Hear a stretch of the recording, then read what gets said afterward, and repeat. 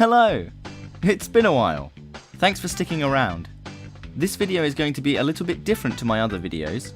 It's not a game review and it's not an animation, but it's kind of related. In today's video, I'll be making a small diorama for these really cute Japanese CTR figures. And so I decided recently that I'd like to display them in a more interesting way than just putting them on a shelf. I'd like to protect them better, so I'd like to put them in some display cases. But I want to make them interesting, so I decided to make some small dioramas. Anyway, let's get into it. So I have the figures, now I just need an idea for a diorama. I think Crash Cove is the most recognisable level from the game, so I decided to go with that. These figures are from 1999, so I wanted to make the PS1 version, but with some slight influence from Nitro fueled, just for the details. I had this cylindrical display case that I wasn't using, and I thought it would look really interesting. Then I added some pieces of cardboard to get an idea for size.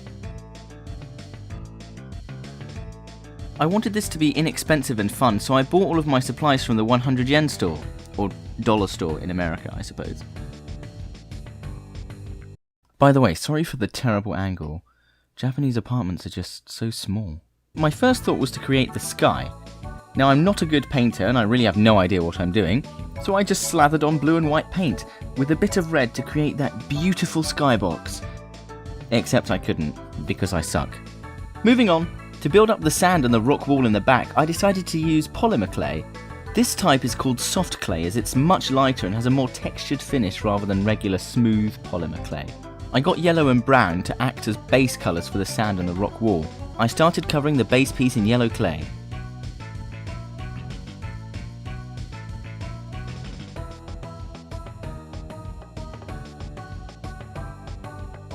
I realised I'd have to bulk out the bottom part so that the floor wasn't hovering in the display case. However, I eventually removed this as it was too bulky. Originally I wanted to use real sand, but I was worried about the figures becoming sandy, so instead I created texture with this air conditioner sponge. It works quite well. I wanted to make it look like one of them was slide boosting, so I took a sharp tool and started to carve lines. After realising that the uneven ground made the figure roll off, I pushed him into the clay to make some indents for his wheels.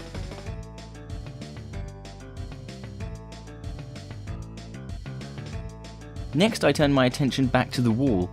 At first I simply pushed the cardboard into the clay, but it didn't hold well. Because of this, I decided to build up the back of the wall first.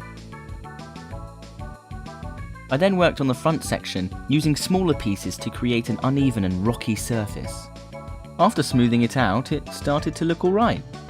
I then used a bit of water to blend the edges together. It turns out that the clay at the top was really heavy and it just kept breaking the wall, so I ended up super gluing it back together once it had dried.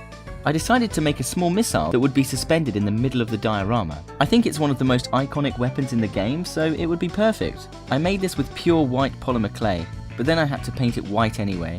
To make the wings, I simply cut out some parallelograms out of some card and pushed those into the missile.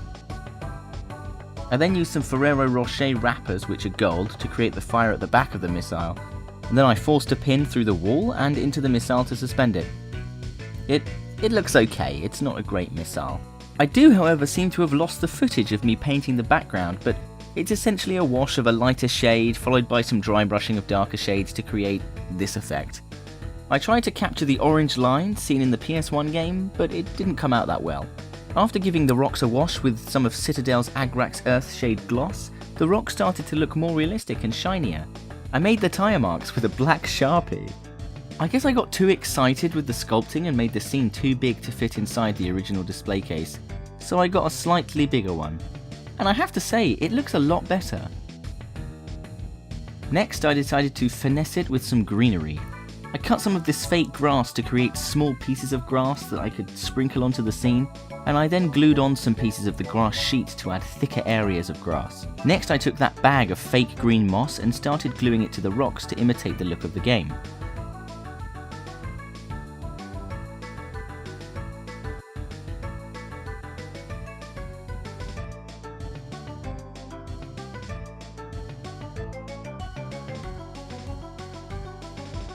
I then took some more of that Ferrero Rocher gold foil and stuck it to the rock at the back to make the fire coming from the cart's exhaust.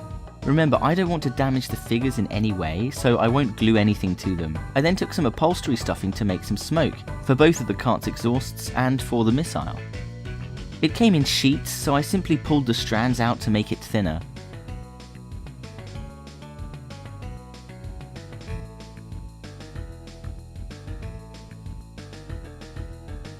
For Crash's exhaust fumes, I simply glued the stuffing strands to the outside of the wall. No foil for him because he's not power boosting.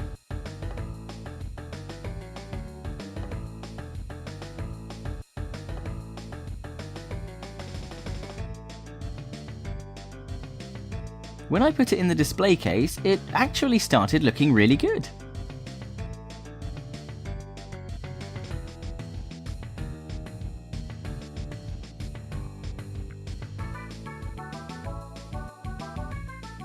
I added one extra rock because I'd bought them and not used them, and I was done with the main background. Now, onto the sky at the back.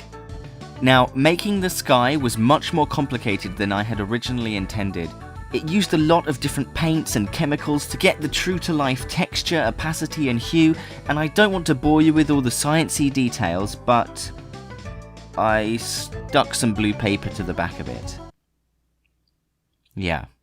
Stupidly simple is simple stupid. With the sky sorted, I went in with a brown pen to add some extra shadows, and then all that was left to do was to put the lid on.